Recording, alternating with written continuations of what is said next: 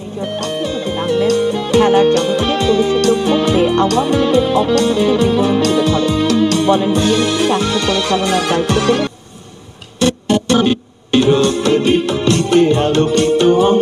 আন্তর্জাতিক সংবাদ।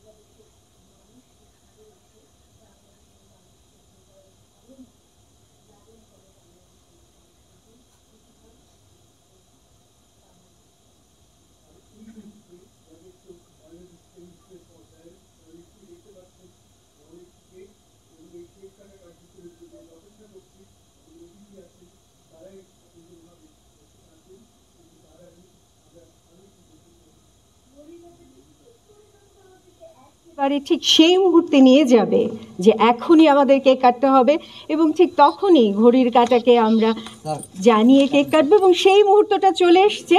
আমরা বিনীতভাবে অনুরোধ জানাচ্ছি মোহাম্মদ নাহিদ ইসলাম, মাননীয় উপদেষ্টা তথ্য ও সম্প্রচার মন্ত্রণালয়, তাকে আজকের এই হীরক জয়ন্তী উৎসবের কেক কেটে আজকের অনুষ্ঠানটি উদ্বোধন করবার জন্য। এবং এই আয়োজনে আমাদের সাথে আরও আছেন ফারাহ শামী, এনডিসি অতিরিক্ত সচিব তথ্য ও সম্প্রচার মন্ত্রণালয়, নিগার সুলতানা যুগ্ম সচিব তথ্য ও সম্প্রচার মন্ত্রণালয়, মোহাম্মদ মাহবুবুল আলম মহাপরিচালক বাংলাদেশ টেলিভিশন, আছেন নুরুল আজম জেনারেল ম্যানেজার বাংলাদেশ টেলিভিশন, এবং সেই সাথে আছেন আমাদের বাংলাদেশ টেলিভিশনের সামনে আমাদের যারা সবচাইতে ভালোবাসার বাংলাদেশ টেলিভিশনের অগণিত দর্শক, তারা সকলেই আছেন এবং ছিলেন, এবং আমরা বিশ্বাস করি সব সময় তারা আমাদের সাথে থাকবেন।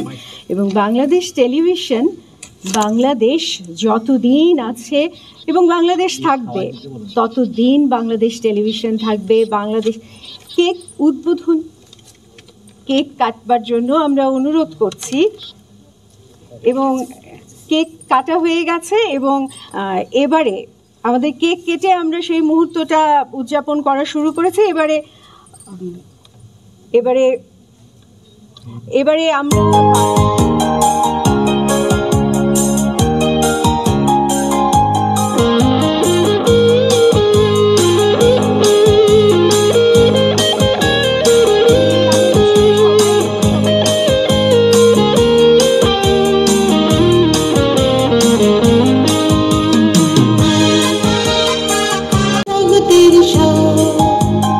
তোমার মাঝে লাল সবুজে অস্তিত্বের অনুভব,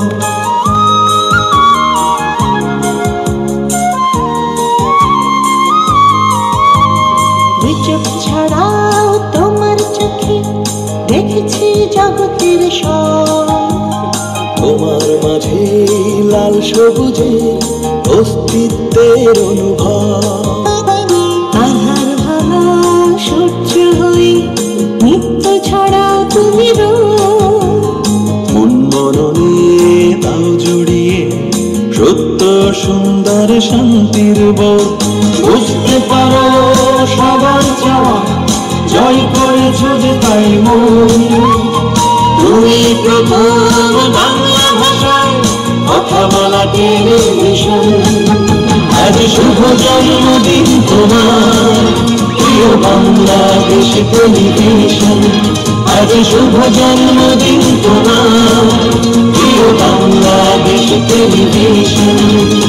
চিরপ্রদীপ্তিতে আলোকিত অঙ্গন শুভ হোক হীরক জয়ন্তী।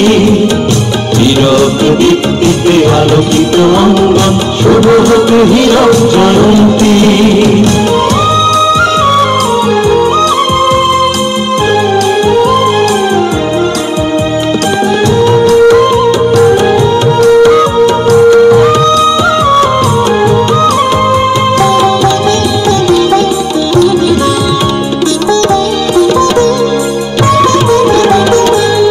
দশকের স্বপ্ন জয়ী সাফল্যের এই পথ চলা, দুর্যোগ সংকটে এই দেশের কথা বলা।